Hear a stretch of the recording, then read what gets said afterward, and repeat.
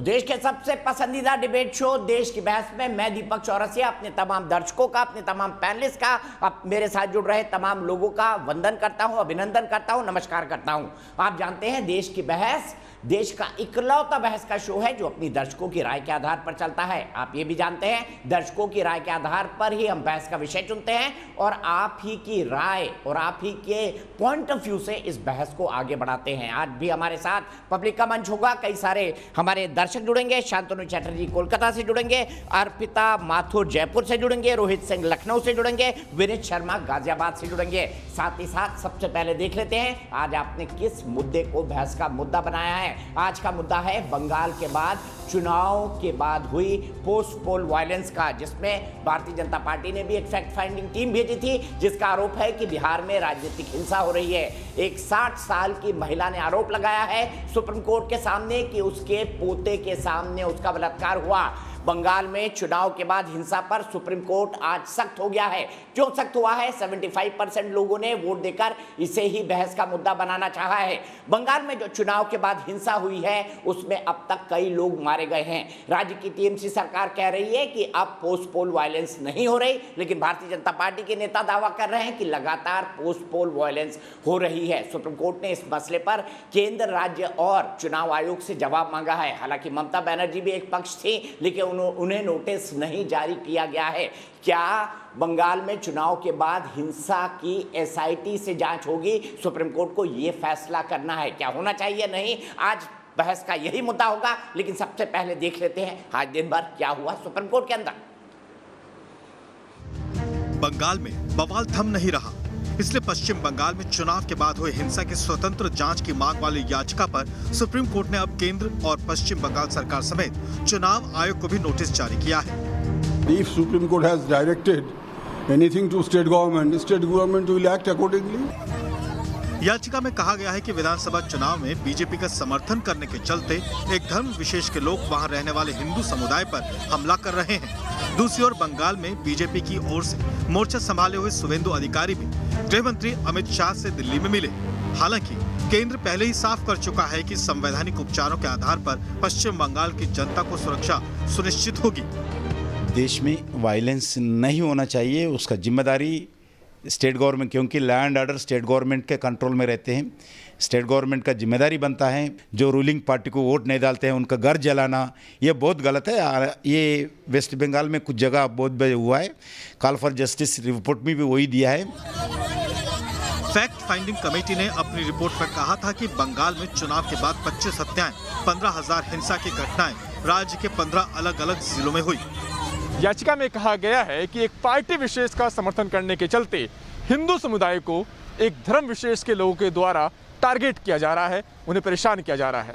लिहाजा कोर्ट केंद्र सरकार को अनुच्छेद 355 और 356 के तहत मिले विशेष शक्तियों का इस्तेमाल करने के लिए कहा। गौरतलब है कि बुधवार को भी बंगाल पहुंची एनएचआरसी की टीम पर हमला हुआ था। इससे पहले बंगाल में हिंसा का मामला कलकत्ता हाईकोर्ट भी पहुंचा था। देश की बहस में चर्चा है कि बंगाल में सत्ता के संग्राम के बाद राजनीतिक हिंसा के चलते डर का माहौल पैदा हो गया है। तो एनएचआरसी की टीम को भी निशाना बनाया गया। इसीलिए आज हम महत्वपूर्ण सवाल पूछ रहे हैं और देश की बहस में आप आइए, ट्विटर पर, हमारे दूसरे फेसबुक पेजेस पर, हमारे मोबाइल ऐप पर आकर आप हमारे देश की बहस के सवाल का जवाब दीजिए। देश की बहस का सवाल क्या है हम आपको बता दें। क्या इन पोस्ट पोल वायलेंस की एसआईटी से जांच होनी चाहिए? क्या बंगाल में चुनाव के बाद हुई हिंसा की एसआईटी से जांच होना चाहिए? हाँ या नहीं में आप जवाब दे सकते हैं। जवाब के तरीके आपको पता है। आप हमारी वेबसाइट पर जा सकते हैं, आप हमारे मोबाइल ऐप को डाउनलोड कर सकते हैं। डाउनलोड करना बेहद आसान है। आप हमारे फेसबुक पेज पर जा सकते हैं, साथ ही साथ आप हमारे ट्विटर हैंडल पर भी जाकर वोट कर सकते हैं @NewsNationTV। कार्यक्रम के बारे में अगर आपकी कोई राय है, सुझाव है या शो के अंदर शामिल होना चाहते हैं तो 9711002266 पर हमें व्हाट्सएप करें। सीधे अपने पैनल को इंट्रोड्यूस करता हूं। मेरे साथ निर्मल कौर जो कि सदस्य हैं फैक्ट फाइंडिंग टीम की, पूर्व डीजीपी हैं, जानी मानी अफसर रही हैं, वो भी जुड़ेंगी हमारे साथ, इनफैक्ट जुड़ गई हैं। मेरे साथ प्रियंका टिब्रेवाल जुड़ेंगी, भारतीय जनता पार्टी की प्रवक्ता हैं, आशुतोष जुड़ेंगे जो कि वरिष्ठ पत्रकार हैं, अवनीजेश अवस्थी जुड़ेंगे जो कि संघ के विचारक और डीयू के प्रोफेसर हैं, मेरे साथ बादल देवनाथ जी जुड़ेंगे जो कि तृणमूल कांग्रेस के प्रवक्ता हैं, विवेक श्रीवास्तव जी जुड़ेंगे जो कि लेफ्ट के नेता हैं। लेकिन सबसे पहले दिलीप घोष जी के पास चलूंगा। दिलीप घोष जी, ये भी आरोप लग रहा है कि भारतीय जनता पार्टी अपने कार्यकर्ताओं को बचा नहीं पा रही है, क्या असलियत है इसकी? बात सही है। जब 15,000 के आसपास इस प्रकार हिंसक घटना होती है और जहां राज्य सरकार जिनको ये बचाने का जिम्मेदारी है वो खुद हिंसा पर उतारू होती है, उनकी पॉलिसी बन जाती है हिंसा विरोधियों को खत्म करने के लिए, और पुलिस प्रशासन खड़ा होकर देखते उनके सामने हिंसा घटना होती है और एफआईआर तो लिखित में नहीं लेते हैं। हमको साथ साथ कमीशन पर जाना पड़ा है इतनी 11,000 के लगभग घटनाओं का कंप्लेन करने के लिए। तो यहाँ तो सामान्य बात है। हमारे चुनाव के बाद 5 एमएलए का ऊपर अटैक हुआ है। चुनाव के समय मेरे से लेकर के सारे करीब 15 कैंडिडेट्स के ऊपर अटैक हुआ था। उसके 2 महीना पहले माननीय राष्ट्रीय अध्यक्ष जी जब आए थे उन पर अटैक हुआ था, और चुनाव के बाद जब इस हिंसाओं से जो पीड़ित लोगों को देखने के लिए केंद्रीय मंत्री माननीय मुरलीधरन जी जा रहे थे, उनका गाड़ी के ऊपर अटैक हुआ, उन पर भी अटैक हुआ है। इस भयंकर परिस्थिति में तो हम जैसा सामान्य लोग कैसे अपने कार्यकर्ताओं को बचा पाएंगे? इसीलिए लगभग 80,000 लोग हिंसा से पीड़ित होकर घर छोड़कर भागे थे। अभी भी हजारों लोग बाहर हैं, और बंगाल से बाहर उड़ीसा और आसाम में जाके इन लोगों ने शेल्टर दिए थे। तो माननीय गवर्नर साहब भी वहां उनसे मिलने गए थे। तो इस परिस्थिति में तो उनको बचाव करना हमारे लिए बहुत ही मुश्किल है, क्योंकि हम सभी लोग इस संकट में हैं।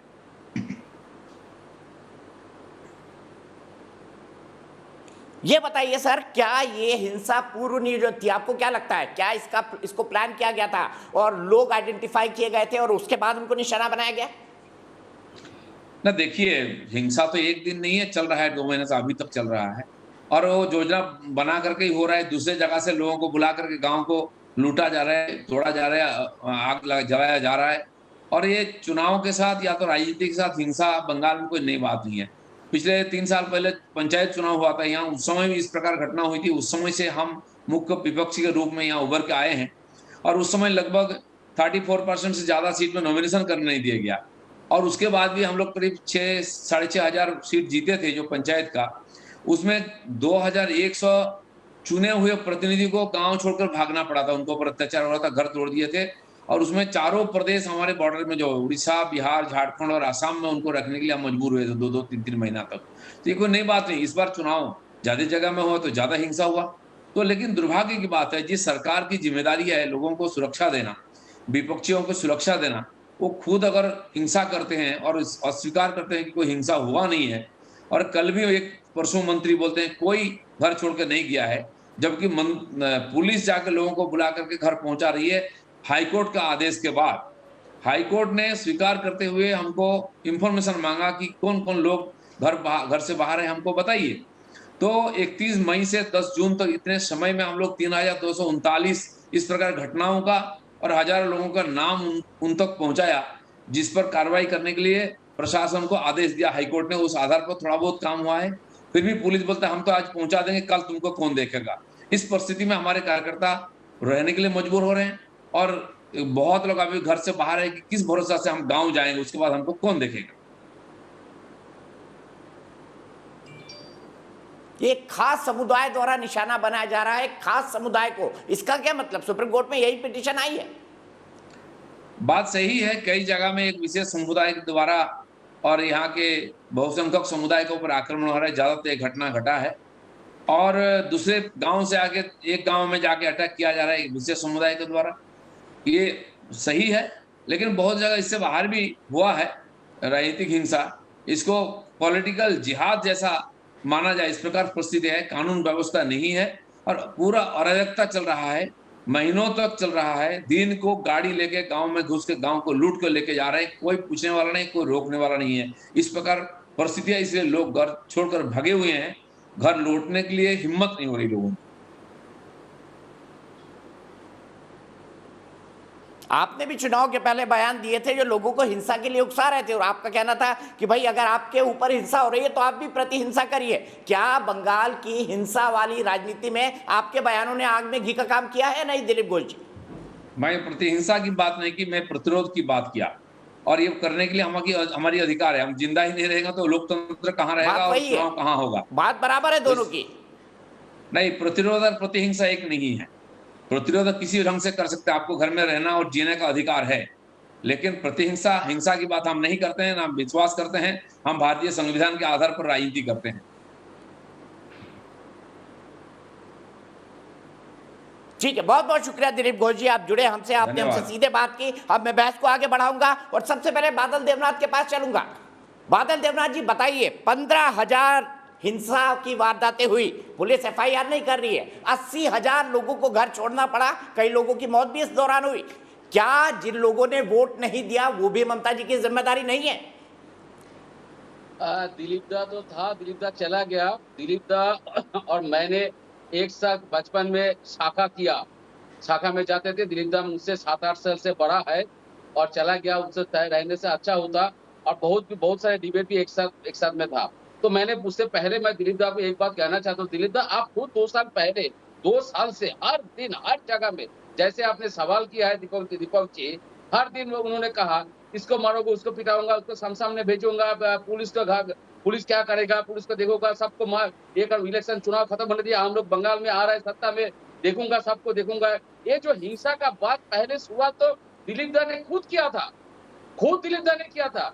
दिलीप दा आज उल्टा बयान देके, एक नेशनल जनरल उल्टा बयान देके वो निकल गया। दिलीप दा आपने छोड़ दिया। मुझे मेरे साथ तो एक दो लाइन तो डिबेट पे करना चाहिए था, मैं उनसे जवाब ले लूंगा। और दूसरा जो बात है दीपक जी, 2 MP है, दिलीप दा को क्यों छोड़ दिया आपने?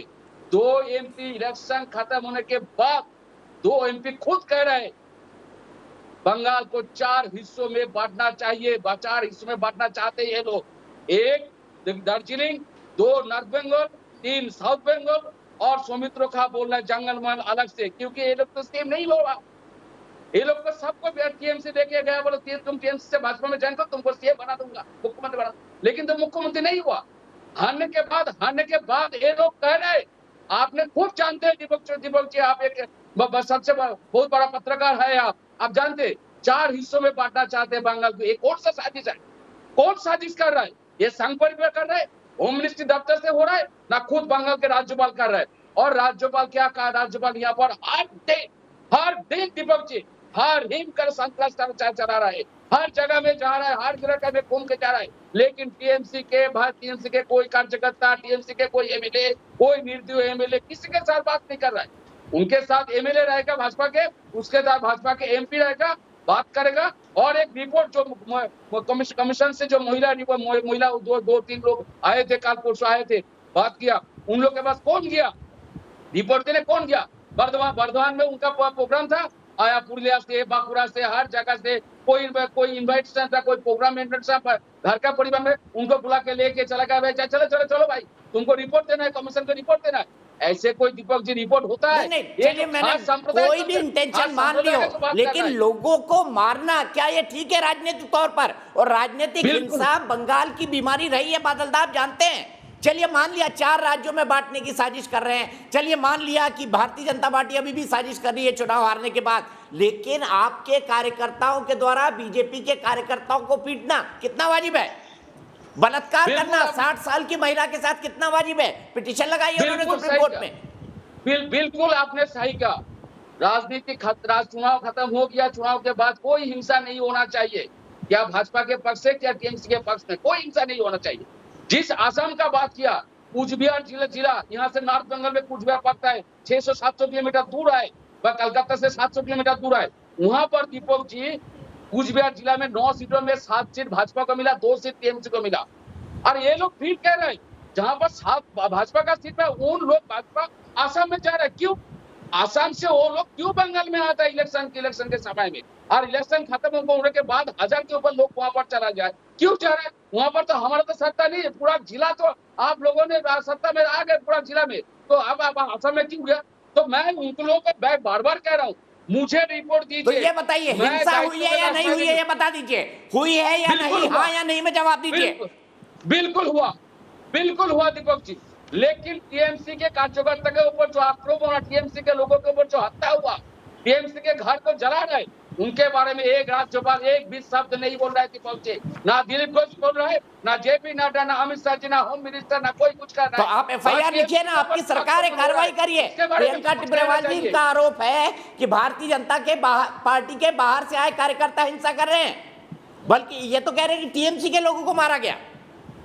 ये तो Deepak ji last line, commission के जो महिला रिपोर्ट महिला अधिकारी जो था झारखंड में का था, वो पंजाब का निवासी है, उन्होंने खुद कहा ये कहां से आ क्या जानता नहीं हो, लेकिन बाहर से आया जो कमीशन। ठीक है, वो बहस में है, उस बात का जवाब देंगे। चलिए प्रियंका जी, मैं 1 मिनट रोकता हूँ। निर्मल कौर जी खुद हमारे साथ जुड़ी हुई है, एक पूर्व डीजीपी है वो बादल देवनाथ जी, उनकी बात का कोई तो वजन होगा। निर्मल कौर जी बताइए, वो कह रहे हैं कि गलत सलत रिपोर्ट बना दी आपने, निर्मल कौर जी को लाइए क्योंकि उन पर आरोप लगा है।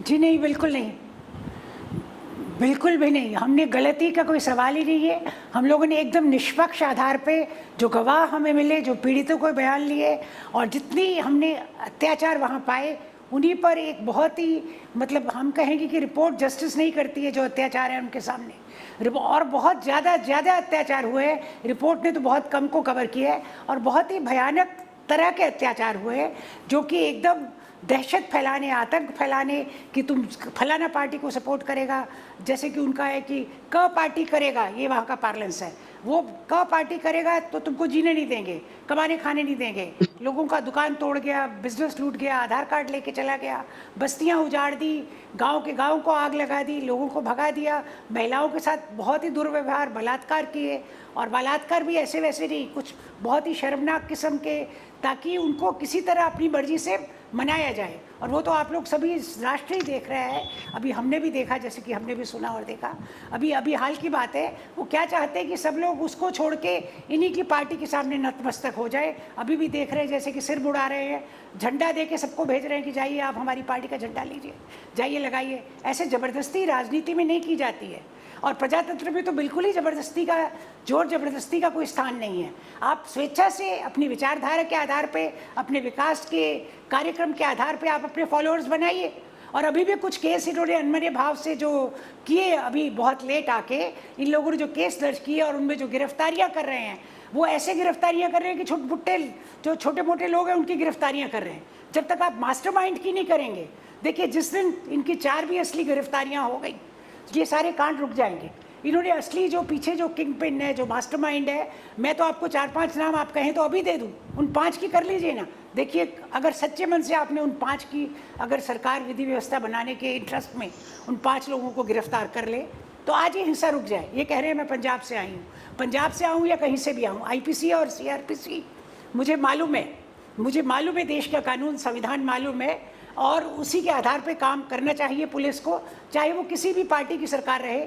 देखिए सिविल सर्विस का मतलब क्या है, सिविल सर्विस किस लिए बनी गई है? बिल्कुल सही कहा निर्मल जी आपने, सरकार जो बिल्कुल सही कहा, पार्टी जिसकी सरकार रहती है, बिल्कुल सही कहा। बादल दा मैं आपके पास आऊंगा, लेकिन उससे पहले आशुतोष जुड़ चुके हैं मेरे साथ। सर्विस का काम है। ठीक है निर्मल जी, मैं आपके पास फिर आऊंगा, बहुत वक्त है हमारे पास बहस का। आशुतोष बताइए, कितने बादल देवनाथ सच्चे लगते हो, कितनी निर्मल कौर जी बताइए, आपका विश्लेषण क्या कहता है? बंगाल में राजनीतिक हिंसा की परंपरा है, करना नहीं है। 10 second Deepak ji, 10 second time दीजिए। ठीक है, बिल्कुल सही निर्मल जी, फिर आता हूँ आपके पास। आशुतोष, बादल दा आऊंगा आपके पास, फिर आऊंगा आशुतोष के बाद। मैं एक बात और कहना चाहूंगी, इसमें कोई दो राय नहीं है कि पश्चिम बंगाल में राजनीतिक हिंसा की एक पूरी विरासत है, और उसमें किसी एक पॉलिटिकल पार्टी को जिम्मेदार ठहराना ठीक नहीं। जब लेफ्ट फ्रंट की सरकार थी उस वक्त भी हिंसा होती थी, उसके पहले कांग्रेस की सरकार थी तब भी हिंसा होती थी, आज तृणमूल कांग्रेस की सरकार है उस वक्त भी हिंसा हो रही है। और सिर्फ एक पॉलिटिकल पार्टी के बारे में अगर आप कहेंगे कि सारी हिंसा सिर्फ तृणमूल कांग्रेस की तरफ से हो रही है और भारतीय जनता पार्टी बिल्कुल पाक साफ है, तो ये बात ठीक नहीं है।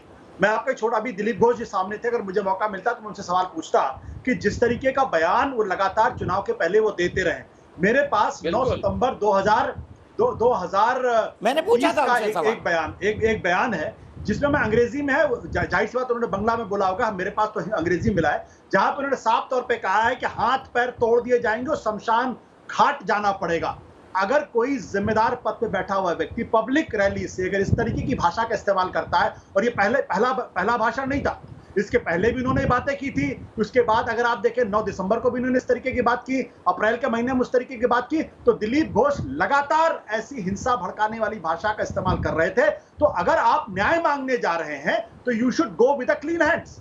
अगर आप खुद हिंसा भड़काने की बात करते हैं तो जाहिर सी बात है आपको फिर दूसरे पर आरोप लगाने का अधिकार नहीं है।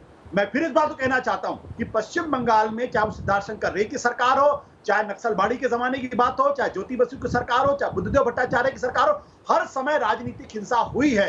और जिन लोगों ने अभी जैसे आपके दिलीप घोष आपके टीवी चैनल पे आके कह के जा रहे हैं कि एक समुदाय विशेष के लोग हिंसा करते हैं, आप कहना क्या चाहते हैं? अगर हिम्मत है तो साफ बोलिए ना। तो इस तरीके से आप हर चीज को सांप्रदायिकरण करना चाहते हैं, हर चीज को हिंदू मुसलमान के नक्शे से देखना चाहते हैं। आप इस देश के एक अल्पसंख्यक समुदाय को विशुद्ध तौर पर आप गुंडा और मवाली घोषित करना चाहते हैं। ये कौन सी ये भी तो आपत्तिजनक बात है। इसका मतलब साफ है कि अगर आप राजनीति करनी है, अगर आप सांप्रदायिकता, बीजेपी का ट्रैक रिकॉर्ड है सांप्रदायिकता का। ठीक है, वैलिड पॉइंट। इसी का जवाब प्रियंका टिब्रेवाल से। प्रियंका जी, आपको भी लग रहा था कि आप सरकार में आ जाएंगे, उकसाने वाले बयान आपके नेताओं के थे। अब जब प्रतिहिंसा हो रही है तो फिर शिकायत क्यों? देखिए, मैं फिर कहूंगी कि प्रतिहिंसा के लिए कोई बयान नहीं दिए गए, लेकिन अन्याय जब हो तो उसे सहना भी पाप है, उसके लिए आवाज उठानी चाहिए और वही आवाज हमने उठाई है। दूसरी बात, अभी मैंने सुना आशुतोष जी कह रहे थे कि उन्होंने ऐसी बयानबाजी की या हिंसा की। आप दोनों चीजों से एक चीज को प्रूफ करिए। अगर हिंसा की तो पश्चिम बंगाल में सरकार तृणमूल कांग्रेस की है, क्यों उन्होंने कोई स्टेप नहीं लिया? लॉ एंड ऑर्डर सब उनके हाथ में है, पुलिस वे चलाते हैं, फिर क्यों नहीं हम लोगों को जेल में बंद कर दिया? क्योंकि हिंसा हमने नहीं की, हम हिंसा के शिकार हुए हैं। दूसरी बात, उन्होंने कहा बयानबाजी से लोग भड़क गए। बयानबाजी से अगर कोई भड़कता है या बयानबाजी करने के लिए अगर कोई सजा दी जाती है तो आप डेफमेशन का केस करिए, आप कानून व्यवस्था के हिसाब से चलिए। मगर आप लोगों ने ये नहीं किया। आप लोगों ने जीत के बाद क्या किया? यहाँ पर प्रतिशोध किया, आपने यहाँ बदला लिया और रिवेंज हो रहा है और सरकार बैठ करके तमाशबीन की तरह यहाँ तमाशा देख रही है। देखिए, ये मैं नहीं कह रही, ये वो रिपोर्ट कहती है जो कलकत्ता हाईकोर्ट में फाइल हुई है। और रिपोर्ट को फाइल किसने किया? West Bengal state legal service authority, कोई सेंटर की एजेंसी नहीं है, ये वेस्ट बंगाल की स्टेट लीगल सर्विस अथॉरिटीज में आती है। इन्होंने अपनी रिपोर्ट कलकत्ता हाईकोर्ट में फाइल करते हुए कहा कि 5 हेड्स में हिंसा हो रही है यहाँ पर, और क्योंकि उनके पास 3245 कंप्लेन आई, जिनको उन्होंने जो है ग्रुपिंग करके डिवाइड किया। प्रॉपर्टी वैंडलिज्म जो हुआ, लोगों को जो डराया गया, घरों से निकाल दिया गया, गवर्नमेंट को प्रेस करना चाहिए। सेक्सुअल असॉल्ट, अगर ये सच है तो आपको तो स्टेट गवर्नमेंट को तो प्रेस करना चाहिए। ग्रैबिंग ऑफ प्रॉपर्टीज, यानी जो जिन लोगों की प्रियंका जी, फिर तो आपको तारीफ करनी चाहिए ना स्टेट गवर्नमेंट की। यहाँ स्टेट गवर्नमेंट जो है वो कुछ है ही नहीं, वो कुछ है ही नहीं, क्योंकि वो ये सोच के रखी है तो सेंट्रल गवर्नमेंट ही है। डेमोक्रेसी मर गई है। मैं आऊंगा विवेक जी, आप ही के पास आऊंगा। प्रियंका जी को खत्म कर लेने दीजिए, 30 सेकंड उनको। कॉन्ट्रडिक्टरी बातें बोल रही है भाई, कॉन्ट्रडिक्टरी बातें हो रही है। ऐसा है कि ये जो है बीच में चिल्ला करके आप बोल क्यों रहे हैं? साहब, आपका तो क्या कॉन्ट्रडिक्टरी है? विवेक जी, वो अपनी बात कह रही है, खत्म करिए। प्रियंका जी खत्म करिए अपनी बात, मैं विवेक जी के पास जाऊंगा। विवेक जी बताइए, क्या कॉन्ट्रडिक्टरी बात है? सरकार खुद मान रही है हाई कोर्ट में कि हिंसा हुई है, बताइए विवेक जी। और ये बीज तो आपने बोया है ना, माओवाद के नाम पर, नक्सलवाद के नाम पर, अरे प्रियंका जी सुन लीजिए, संघर्ष के नाम पर, नक्सलवादी के नाम पर। सुनिए सरकार आतंकी सरकार है जो नेशनल, सभी आतंकी हैं। एक आपको छोड़ के, केंद्र सरकार को छोड़ के, जहां नॉन बीजेपी गवर्नमेंट्स हैं वो सब आतंकी हैं, सब नक्सली हैं, सब खालिस्तानी हैं। बॉर्डर पे बैठा दिल्ली के किसान भी खालिस्तानी है। पहले नक्सली था, अब खालिस्तानी है। बाद में पता नहीं आप क्या घोषित करेंगे, उसको तो छोड़िए। अब आप आइए, जिनको आप चुनाव की समय पैसे देकर के पश्चिम बंगाल में बुलाते हैं। बिल्कुल राकेश टिकैत भी खालिस्तानी है, हरियाणा के किसान खालिस्तानी है, पश्चिमी उत्तर प्रदेश का जाट खालिस्तानी है ना, पश्चिमी उत्तर प्रदेश के जाट और गुर्जर भी खालिस्तानी हो गए, आधा हिंदुस्तान खालिस्तानी है। बंदूक चला बस एक आप दूध के दूल्हे हैं भाजपा वाले। पश्चिम बंगाल में रहते हैं, पश्चिम बंगाल से आपको कोई लेना देना नहीं। एक 60 साल नहीं, अरे हमें पूरे देश से लेना देना है, आप टेंशन मत लीजिए, हमें पूरे देश से लेना देना है। किया जाता है आपके दिलीप घोष नहीं निकलता, आप हाथरस में भी मुझसे डिबेट कर सकती हैं। तृणमूल कांग्रेस के नए प्रवक्ता विवेक श्रीवास्तव जी, आप बताइए, आप क्यों डिफेंड कर रहे हैं तृणमूल सरकार को? हिंसा का बीज आपने बोया है।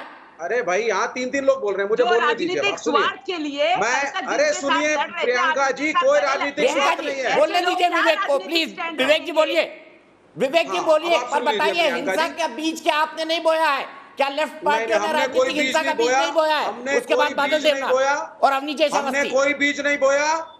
वर्कर्स, लेबर क्लास लोग, मजदूर और किसानों की राजनीति करती है। बबूल का आम कहां से खाए विवेक श्रीवास्तव जी? नहीं, मैं भी यही कहने जा रहा था सर, मैं भी यही कहावत कहने जा रहा था, लेकिन दिलीप घोष के लिए कहने जा रहा था कि जब आकर के जनता को इंस्टिगेट करोगे, अपनी पार्टी के कार्यकर्ता को इंस्टिगेट करोगे जो जूनियर लेवल पे आपसे जुड़े हैं, और उनको बोलोगे कि जाओ पहुंचा दो शमशान घाट पे, तो आप क्या चाहते हैं? जय श्री राम का नारा जो पूजनीय होना चाहिए, जय सीताराम जो पूजनीय होना चाहिए, आप तो उसको ललकार लेकर के, त्रिशूल लेकर के अटैक करने लगे लोगों को, और आपने तो चैलेंज करना शुरू कर दिया, और सांप्रदायिकता की एक राजनीति आपने शुरू कर दी। आप देखिए जो लोगों आप तो चाहते थे दंगे हो, आप तो चाहते थे दंगे हो। दिलीप घोष आज भी चाहते हैं दंगे हो। लोगों को अभी आप कह रहे हैं कि एक समुदाय विशेष हिंदू बहुसंख्यक हिंदुओं पे अटैक कर रहा है। नहीं है हिंसा के बारे में minority is a challenge to the majority. जान से मारा हो, हजारों की तादाद में अल्पसंख्यक मुसलमान, बहुसंख्यक मुसलमान के लिए चैलेंज बन गया है साहब। उनका हक नहीं है दिलीप घोष का के ऊपर अंगुली उठाए, और इनको तो टीएमसी अच्छी लगेगी, आपका नैरेटिव है सिखाया है कि अल्पसंख्यक मुसलमान। अच्छा विवेक जी, तृणमूल कांग्रेस के नए प्रवक्ता विवेक जी सुनिए सुनिए सुनिए, एक मिनट सुनिए। प्रियंका जी आप भी सुनिए। मेरी एक दर्शक अर्पिता माथुर जयपुर से जुड़ गई है, सुनिए अर्पिता क्या कहती है। अर्पिता, क्या आपको लगता है वहां पे राजनीतिक बदले की भावना से कार्रवाई हो रही है? जयंत दीपक जी, बिल्कुल लगता है, ये बिल्कुल स्पष्ट है, और देखा जाए तो बोलने के लिए कुछ रह ही नहीं गया है। रिपोर्ट आने के बाद ये चीज इतनी स्पष्ट हो गई है, और आप खुद सोचिए उच्च न्यायालय को अगर अपना कॉन्फिडेंस लेना पड़ रहा है, संज्ञान लेना पड़ रहा है, बीच में आना पड़ रहा है, तो कितनी विभत्स हालत होगी। और आप तो ये सोचिए कि ये तो वो लोगों की रिपोर्ट है, जैसा दीदी ने बताया, जो दीदी पंजाब से हैं, उनको बोला गया कि आप पंजाब से हैं। अरे देश तो पूरा एक ही है, इसमें पंजाब या राजस्थान क्या कर लेगा? चीजें जो सबके सामने आ रही है, जो मीडिया में रिपोर्ट आ रही है, इसको विश्वास नहीं कर रहे हैं, जो लोग वहाँ के लोकल हैं उनकी बात का विश्वास नहीं कर रहे हैं। लेकिन अब तो रिपोर्ट आ गई है, न्यायालय ने अपने संज्ञान ले लिया, उसके बाद भी आपको विश्वास नहीं है, ऐसा कैसे हो सकता है? दिलीप साहब ने बहुत सही कहा कि हिंसा का जवाब देना पड़ेगा। अरे कोई घर पर आएगा, आप सोचिए कितनी विभत्स हालत होगी कि एक परिवार के सामने, पिता के सामने, बीवी के, उनके हस्बैंड के सामने औरतों से सामूहिक बलात्कार किया जा रहा है, उनको सड़कों पर रगड़ा जा रहा है, उनकी ऐसी बुरी हालत की जा रही है। ये तो सभी जगह आ रहा है, ये किसी दूसरे देश का तो है नहीं, है तो इसी देश का, सभी देख रहे हैं। तो अगर दीदी इस चीज को देखें, उसका भी वो संज्ञान। ठीक है अर्पिता जी, आप ही की बात से मैं आगे बढ़ता हूँ। अवनी जय अवस्थी जी बताइए, क्या भारतीय जनता पार्टी हारने के बाद अपना हार का दुख मिटाने के लिए, गम मिटाने के लिए टीएमसी पर आरोप लगा रही है? बादल देवनाथ ये कह रहे हैं आप षड्यंत्र कर रहे हैं, 4 भागों में बांट देंगे बंगाल को। दीपक जी, मैं भाजपा का प्रवक्ता नहीं हूं, बड़ी साफ सी बात है, स्पष्ट सी बात है, लेकिन मैं एक बात बता दूं कि आज पश्चिम बंगाल में चुनाव से पहले, चुनाव के दौरान और चुनाव के बाद जो हिंसा हुई है, उसमें एक ने कहा कि कोई हिंसा हुई नहीं, कोई ऐसी बात नहीं, कोई बड़ी घटना नहीं हो रही, ये कहा गया कि तो विभाजन करने की बात कर रहे हैं। दूसरे ने कहा कि ये तो बंगाल का चरित्र है, बंगाल की राजनीति का चरित्र है, वहां पे तो हिंसा हमेशा ही होती रही है। सिद्धार्थ शंकर रे के समय में हुई, ज्योति बाबू के समय में हुई, बुद्धदेव के समय में हुई, ममता बनर्जी के समय में भी हो रही है, और एक के बाद एक जो हिंसा का शिकार होता रहा वो सत्ता में आता रहा और वो हिंसा करता रहा। इस तरीके से किसी भी लोकतंत्र में हिंसा को जायज ठहराने की कोशिश, मैं विवेक श्रीवास्तव की बात का तो जवाब नहीं दूंगा, क्योंकि सबसे महत्वपूर्ण बात यह है कि जिस पार्टी ने वहां पर शासन किया हो 30 साल से अधिक समय तक, उसकी एक भी सीट ना आए, ये उस पार्टी की राजनीतिक सोच, राजनीतिक उसकी जो गतिविधियां हैं, उस पर बिल्कुल पूरी तरीके से लोकतंत्र में सवालिया निशान है और आईना है। मुझे तो लगता है कि शायद विवेक श्रीवास्तव या उनकी पार्टी के लोगों को बोलना नहीं चाहिए उस चुनाव में हार के पश्चात एक भी सीट न जीतने। हार और जीत का मतलब ये नहीं कि आपको आपकी मनमानी करने देंगे। देखिए भैया, हार और जीत का मतलब नहीं आपको मनमानी करने देंगे। अच्छा, आपके बीच में बोला था मैं, आपके बीच में बोला था, बीच में नहीं बोले थे, लेकिन आप निरर्थक बोल रहे हैं। तो फिर आप चुप रहिए ना, आप चुप रहिए, फिर मेरी बात निरर्थक बोल रहे हैं। आपको टाइम मिलेगा, उसके बाद आपको टाइम मिलेगा। मुझे मालूम है कि जब आदमी एक भी सीट आपकी रूह कांप जाती है जब किसानों के बीच में लाल झंडे दिखते हैं आपको, रूह कांप जाती है आपकी। तब आप कहते हैं कि लाल झंडे दिख रहे हैं। पहले भी कहा है कि इस आदमी का जब घेर के रखा है दिल्ली को, तब आपको लाल झंडा नहीं दिख रहा, और आप वजूद की बात कर रहे हैं। अरे पश्चिम बंगाल में लाल झंडे उठाने वाले कहाँ गए भाई विवेक श्रीवास्तव जी? झंडे का वजूद पता चलेगा। सबको अपने दिल्ली के बॉर्डर पे भेज दिया। पश्चिम बंगाल में लाल झंडे दिखाने वाले कहाँ गए? वहां भी दिखेंगे, केरल में दिखे, बंगाल में भी दिखेंगे, और बिहार में भी दिख जाते दिखेंगे। अगर हमले से सरकार न बनाते एनडीए वाले। 5 साल कम से कम आत्मनिरीक्षण उसकी करिए। चिंता मत करिए आप। कम से कम सोचिए कहाँ भूल हुई, कहाँ चूक हुई, समाज में चेंज नहीं ला पाए। हमारा दीपक जी, फिलहाल तो विधानसभा में बदलाव लेफ्ट करेगा, सामाजिक बदलाव लेफ्ट करेगा। ठीक है, ठीक है, एक मिनट रुकिए। अवनी जैसी ने आशुतोष जी की बात कही कि आशुतोष जी ये कहकर हिंसा को, प्रियंका जी एक मिनट रुकिए, आशुतोष जी और आपको मैं आमने सामने करता हूं, क्योंकि आशुतोष जी का तर्क ये था कि दिलीप घोष ने ऐसे बयान दिए इसलिए हिंसा हो रही है। क्या आशुतोष आप हिंसा को जायज पर ठहराने की कोशिश कर रहे हैं ये बताकर कि भाई बंगाल में तो राजनीतिक हिंसा की परंपरा है?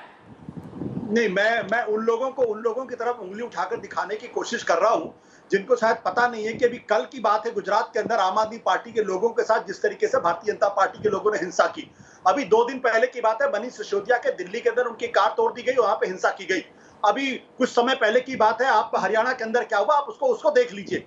तो ये लोग ये ना कहे कि हम बड़े पाक साहब। दिलीप घोष ने लगातार चुनाव के दौरान और चुनाव के पहले जिस भाषा का इस्तेमाल किया वो किसी सभ्य पार्टी के नेता के मुंह से शोभा नहीं देता है। और उसको आज जस्टिफाई करने की कोशिश करें।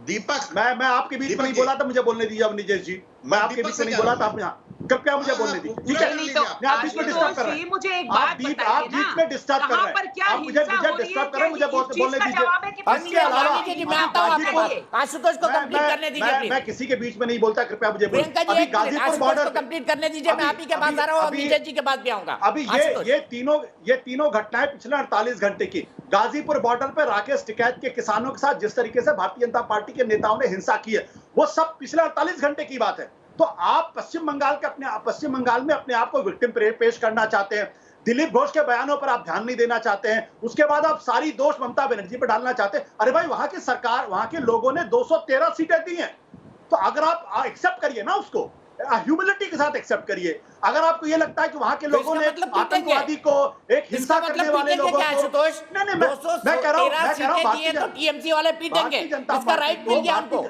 भारतीय जनता पार्टी को इज्जत के साथ भारत के लोगों के द्वारा दिए गए जो मैंडेट है उसको सम्मान करना चाहिए। ये ऐसा नहीं हो सकता कि पश्चिम बंगाल के लोगों को ये पता नहीं हो कि हम किसी हिंसक को चुन रहे हैं, किसी आतंकवादी को चुन रहे हैं। ममता बनर्जी ने शपथ ली, मुख्यमंत्री है वो, इसीलिए मैं कह रहा हूं आप उसको रेस्पेक्ट करिए ना, आप रेस्पेक्ट करिए उसको। अगर वो गलत है तो गुजरात के अंदर जो आम आदमी पार्टी के लोगों का प्रियंका जी आप पर आरोप है कि आप मैंडेट का सम्मान नहीं करना चाहती, विक्टिम कार्ड खेलना चाहती और जानबूझ के ड्रामा हो रहा है, वो भी गलत है। बताइए प्रियंका जी। आ रहा हूं मैं प्रियंका जी को बोलने दीजिए। पड़ता है, रिस्पेक्ट कमाना पड़ता है, भीख में कटोरे में नहीं मिलता। मुख्यमंत्री को ये रिस्पेक्ट कमाना चाहिए कि उनके राज्य में एक 60 साल की औरत को इस निर्दयता से बलात्कार नहीं किया जाए, वो भी जब उसके ठीक बगल में उसके पति की हत्या की जा रही हो तो वो अपनी इज्जत बचाए या अपने पति की जान। मुख्यमंत्री को ये सोचना चाहिए कि एक 15 साल की बच्ची को उठा करके जब गैंगरेप होता है तो उसके लिए आवाज उठाई जानी चाहिए। ये नहीं कहना चाहिए कि ये सब सजाई हुई घटना है हमें बदनाम करने के लिए। अरे बदनाम को कोई क्या बदनाम करेगा? मैं कहती हूँ बदनाम वो होते हैं जिनका नाम होता है। पश्चिम बंगाल का नाम कहाँ है? हर दूसरे दिन हिंसा के लिए जाना जाता पश्चिम बंगाल। और जो लोग यहाँ बैठ करके इतनी बड़ी बड़ी बातें कर रहे हैं वो तो खुद ही इसके टीचर हैं। उन्होंने ही तो ममता बनर्जी को सिखाया है कि हिंसा कैसे की जाती है। क्या ये हम भूल जाएंगे कि सीपीएम ने हजारों को मौत के घाट उतारा था? इसीलिए देखिए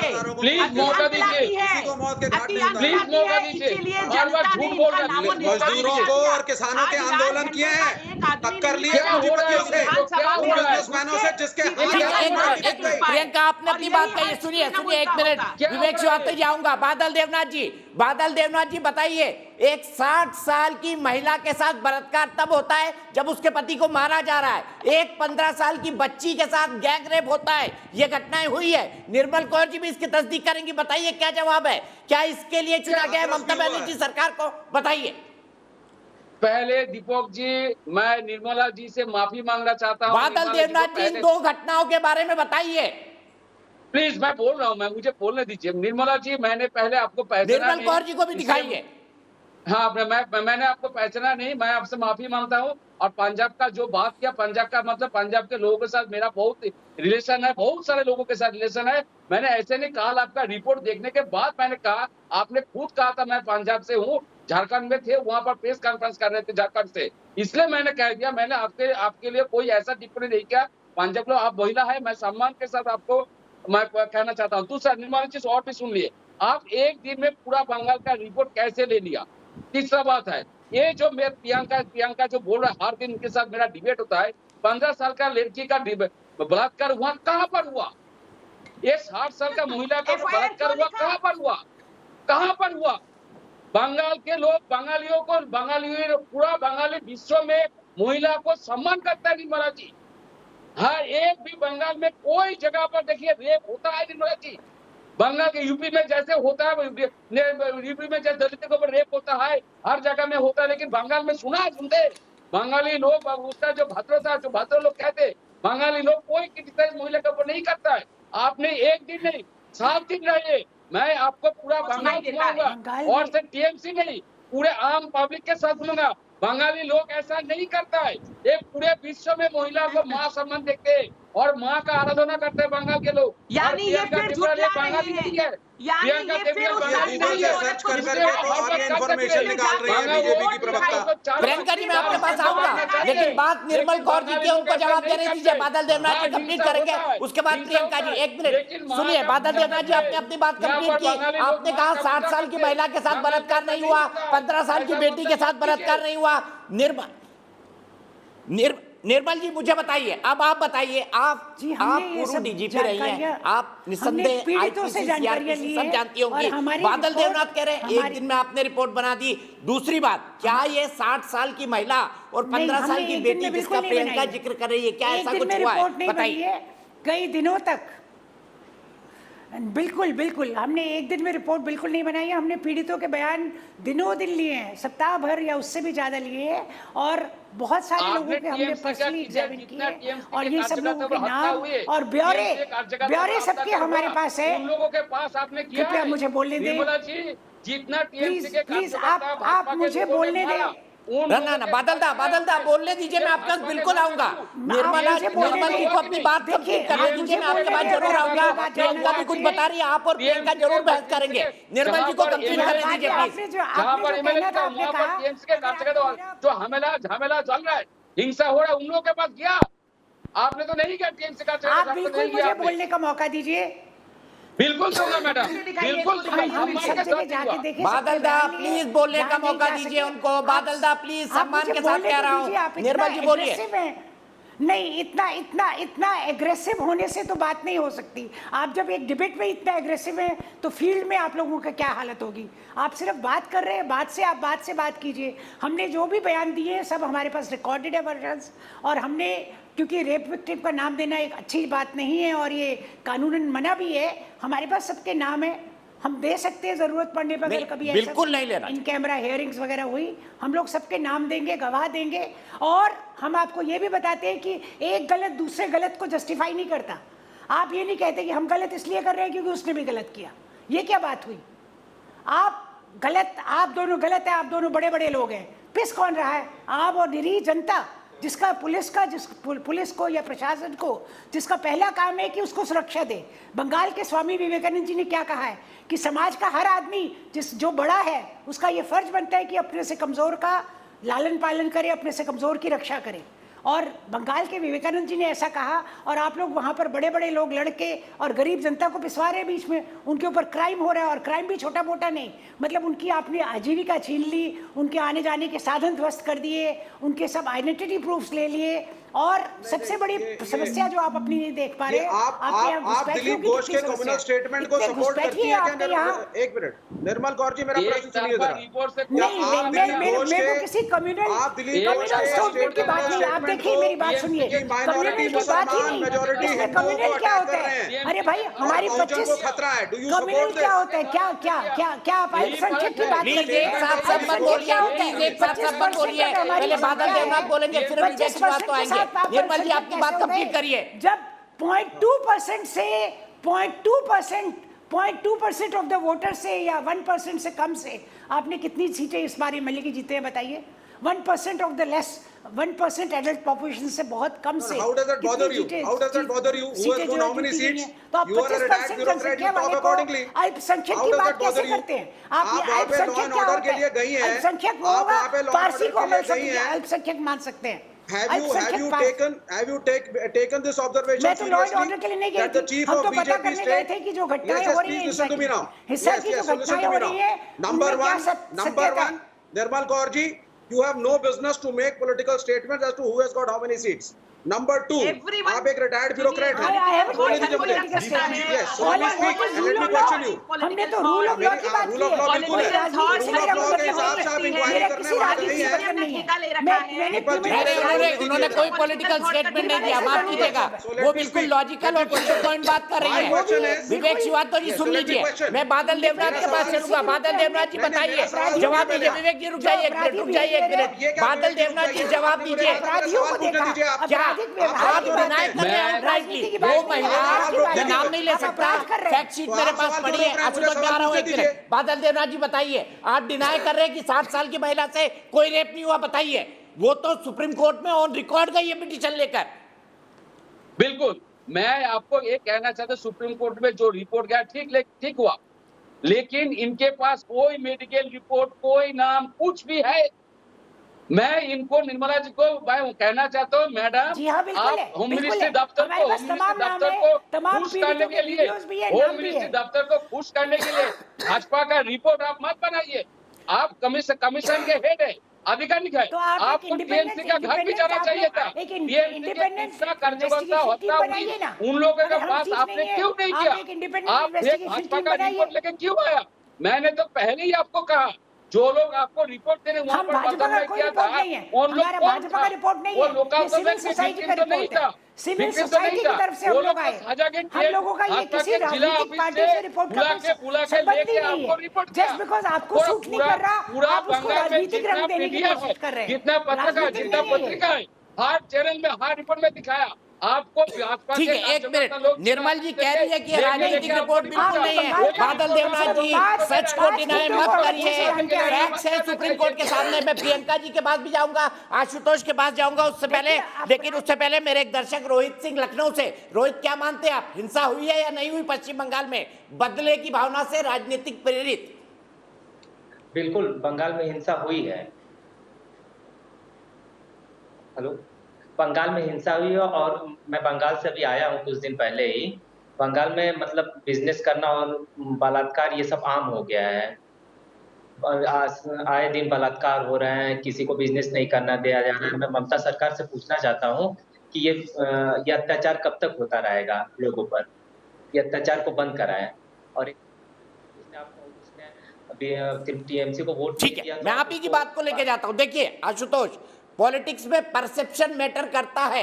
देश भर के लोग जानते हैं क्या इस हिंसा को जस्टिफाई किया जा सकता है। आप फैक्ट फाइंडिंग कमीशन की बात छोड़ दीजिए, आप मुझे बताइए क्या जो रोहित कह रहे हैं उनकी बात में आपको दम नजर आता है या नहीं? वो कह रहे मैं आया हूं, हो रही है, दिख रही है सामने, रिपोर्ट नहीं हो रही, वो एक अलग बात है। और हाँ, वहां पर कम्युनल फ्लेवर है। आप जानते हैं कैसे होती है अल्पसंख्यक और बहुसंख्यक की राजनीति। दीपक देखिए, अगर बलात्कार किसी भी राज्य के अंदर हो, बादल दा में आपके पास आऊंगा तुरंत, आशुतोष का नंबर है। हिंसा किसी भी प्रदेश के अंदर हो, किसी भी महिला के साथ बलात्कार हो, चाहे उम्र उसकी कुछ भी हो, वो कंडेमेबल है। उसकी किसी भी हद तक उसको जस्टिफाई करने की कोशिश नहीं करनी चाहिए। लेकिन मेरा बहुत सीधा सा सवाल है कि अगर पश्चिम बंगाल के अंदर 60 साल की महिला के साथ बलात्कार हुआ या 15 साल की महिला के साथ बलात्कार हुआ, क्या ऐसी घटना मध्य प्रदेश में नहीं होती? क्या ऐसी घटना हाथरस उत्तर प्रदेश में नहीं हुई है? क्या उसके लिए योगी आदित्यनाथ को जिम्मेदार ठहराया जाए? क्या उसके लिए शिवराज सिंह चौहान? ये सवाल में कोई लॉजिक नहीं है। एक मिनट, आप जब ये तर्क देते हैं और बार-बार चिल्लाते लोग कहते हैं 60 साल की महिला के साथ, आपने एक पर्टिकुलर पॉलिटिकल पार्टी को सपोर्ट किया, ये बात है यहाँ पर। मैं निर्मल कौर जी से पूछना चाहता हूं पहली बात, उन्होंने अल्पसंख्यक की एक परिभाषा बता दी कि इस देश के अंदर सिर्फ पारसी अल्पसंख्यक है। तो क्या इस देश के अंदर सिख अल्पसंख्यक नहीं है? क्या इस देश के अंदर मुसलमान अल्पसंख्यक नहीं है? क्या इस देश के अंदर ईसाई क्रिश्चियन अल्पसंख्यक? कैसे हो गए? निर्मल जी आप मुझे बोलने दीजिए प्लीज। आप डीजीपी के पद से रिटायर किए, आपको शोभा नहीं देता। अल्पसंख्यकों को सपोर्ट कर आप रहे हैं, डीजीपी के पद से रिटायर किए, आपको बीच में बोलना शोभा नहीं देता। आप मुझे बोलने दें। अपराधी है।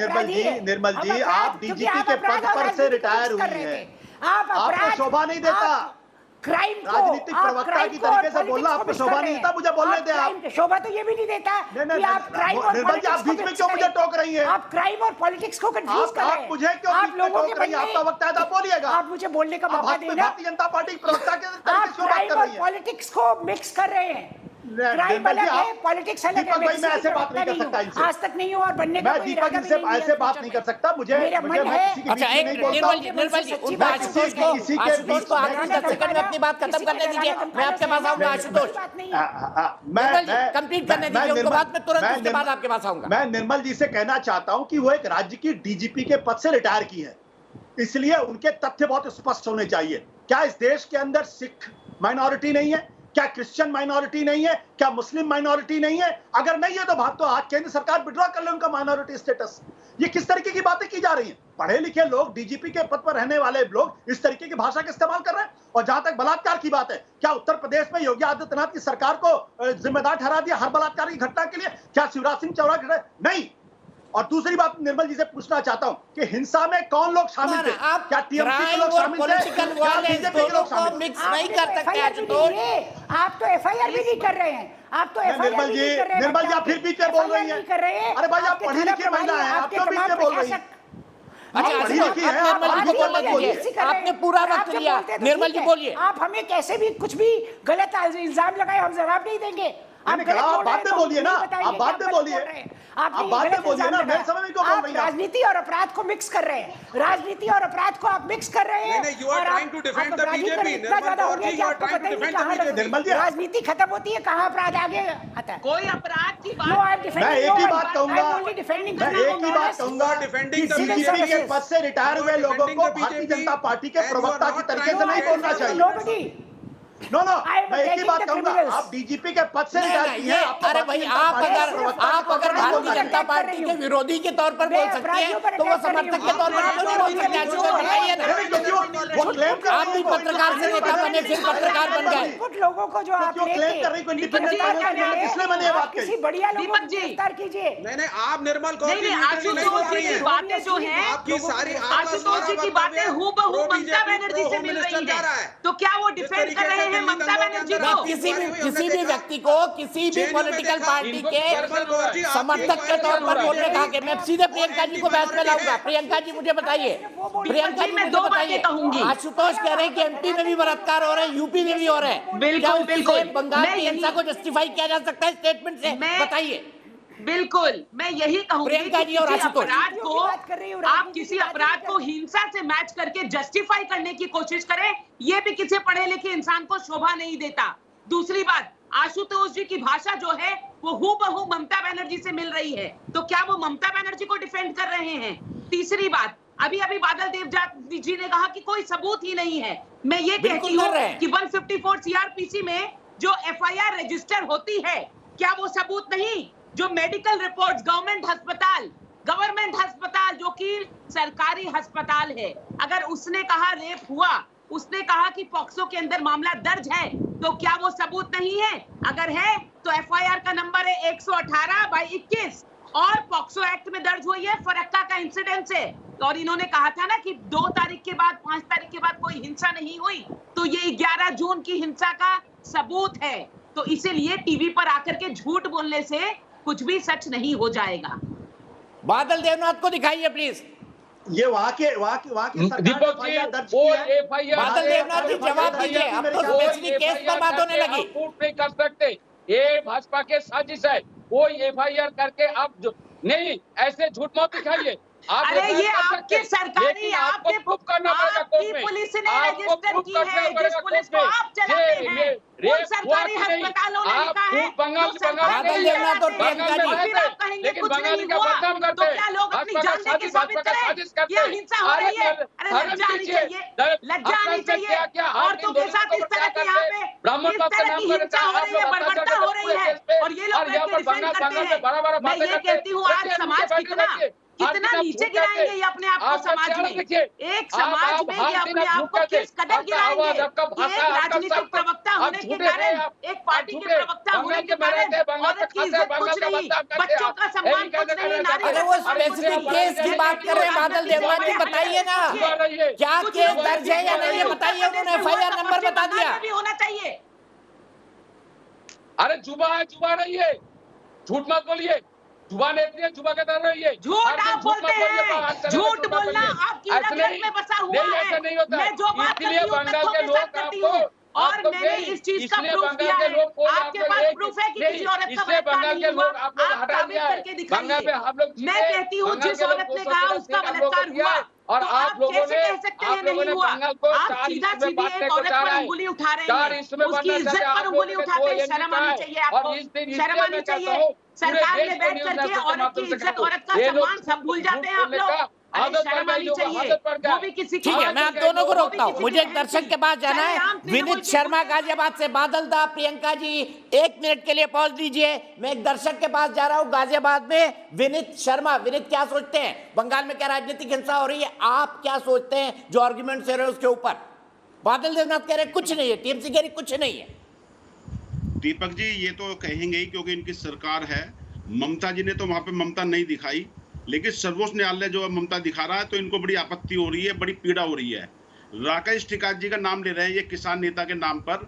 वो बंगाल जाते हैं, लेकिन कुछ दिनों बाद ही बंगाल की एक बच्ची का यहाँ पे बलात्कार होता है और फिर वो मारी जाती है। लेकिन जो उनके पैरोकार यहाँ पे बैठे हुए हैं वो एक भी शब्द उसके बारे में नहीं बोलते। और ये हिंसा जो हो रही है ये चुनाव के बाद नहीं, 1 साल पहले ही टीएमसी के गुंडों ने वहां पे हिंसा शुरू कर दी थी, लोगों को धमकाया और वोट देने से उनको रोका।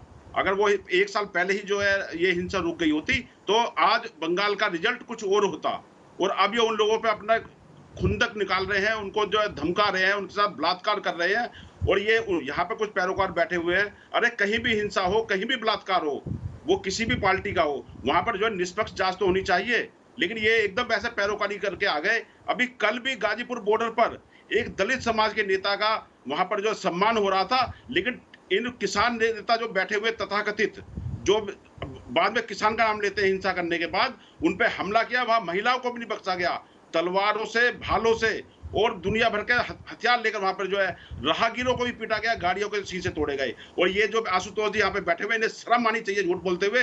ये वहां मौके पे थे, कहीं भी बैठ जाते हैं, रुपए लेकर जो झूठ बोलते हैं टीवी पे बैठकर। इनको लिहाज नहीं आती बिल्कुल भी। कभी कांग्रेसी बन के बात करेंगे, कभी आप बन के बात करेंगे, कभी नक्सली बन के बात करेंगे। इनको बिल्कुल शर्म लिहाज नहीं आती, बिल्कुल झूठ बोलते हैं यहाँ कभी कभी निष्पक्ष बोलते हैं जो है, शर्म आनी चाहिए इनको बिल्कुल जो है। आपके खिलाफ केस होगा, आपके खिलाफ केस होगा, सावधान हो जाइए। संख्या कम नहीं है, आपके खिलाफ केस होगा।